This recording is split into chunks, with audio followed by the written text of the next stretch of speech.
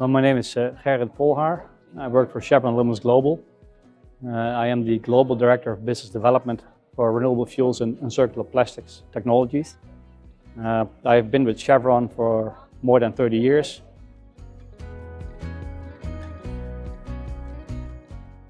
Chevron Lummus Global is a joint venture owned by Chevron and by Lummus. Each own 50%. The parent companies, Chevron and Lummus, are based in the United States, both of them. Chevron is a well-known oil company. It's one of the biggest oil companies in the world, fully integrated from upstream oil exploration all the way to refining and selling of products. Chevron is the inventor of hydroprocessing technology, which is the core of the technology that we license. So that was invented in the 50s, and Chevron and CLG have licensed that since the 60s to companies outside of Chevron. Lummus is a more than 100-year-old technology licensing company. They have about 140 different technologies for petrochemicals and refining technologies, which they license to petrochemical companies and refineries all over the world. They've been very successful in doing that.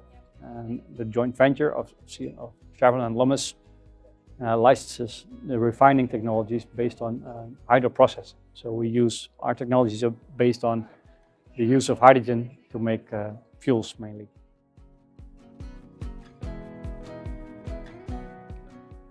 CLG has been mainly focused on hydroprocessing of fossil fuels. So using crude oil to make kerosene and diesel. And we've done that successfully since the 60s of the last century.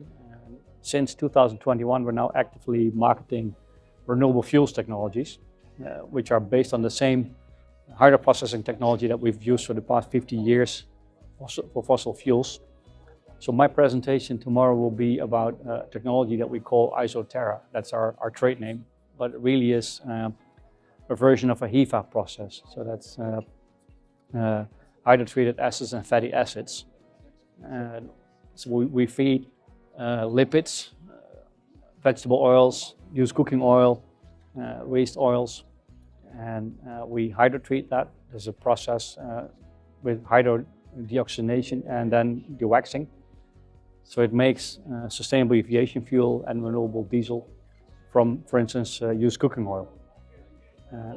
We have one licensee right now in China, and we have upgraded Chevron refinery in California, El Segundo.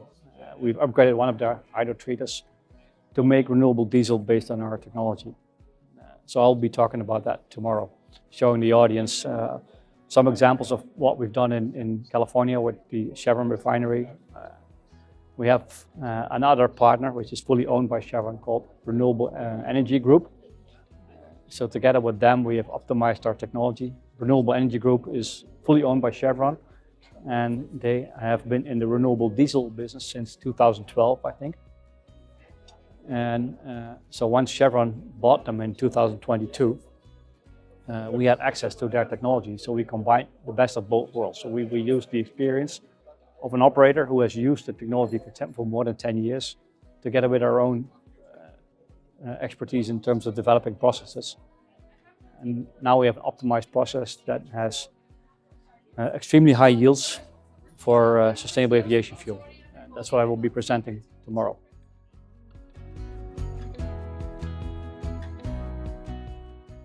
I will be focusing that question on my own area of expertise, which is the renewable fuels business. What we see a lot is we get approached a lot by all kinds of companies who want to build a unit to make sustainable aviation fuel mainly. So the main trend that I see right now is that most companies are very interested in sustainable aviation fuel. Like 2 years ago, it was still about renewable diesel, but the past 2 years, that interest has shifted away from renewable diesel more to sustainable aviation fuel, which use the same process. It's all based on HEFA process. But the product, of course, is different. So that's what we see a lot in the industry. Also see a lot of new companies, new entrants, whereas in the past, before renewable fuels, it was all about fossil fuels that was mainly dominated by the oil companies. Now in renewable fuels business, we see a lot of startups, venture capitalists who are also interested in making sustainable aviation fuel available for airlines mainly. And so that is a big trend that I see. Another issue that I notice is that many companies do not have access to feedstock. That is a big problem. Get many requests from companies, can you design a HEFA unit for us?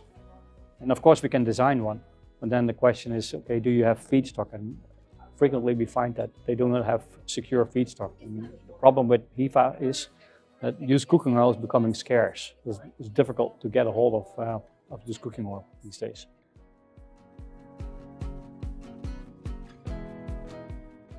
There is not one area, I think, that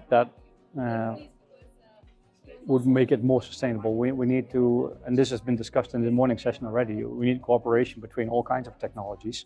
So there's not one single technology, I think, that's going to lead us forward on a path for sustainability. I think we need to use all of them. And one of them would be the solution that we provide.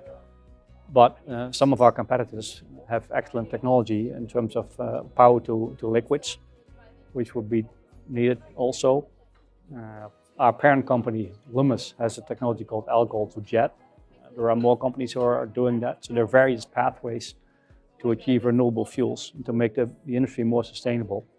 And I think we need all of them, just because the vast amount of fuel that is needed to replace fossil fuels.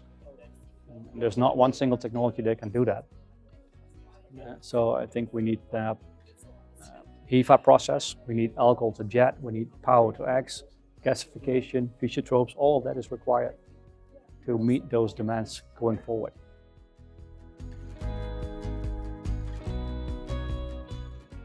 This is my first time that I'm here at the Congress. I've been to many conferences in my career and also the past years. I think this one is very well organized. What I liked a lot was the invitation yesterday to come and see the venue as a speaker. So you have an idea of how the layout was, where the exhibition rooms was before the event actually started. So I thought that was very well done. What I also like is the personal manager that is assigned to you. So you actually speak to somebody from your company who tells you what the conference is going to be, how the organization is going to be, what you can expect. If you want to meet certain people, then you can tell that to your manager, and then he or she will try to make that happen for you. So you don't really have to go and look for the people that you want to talk to, because you get help in identifying those people.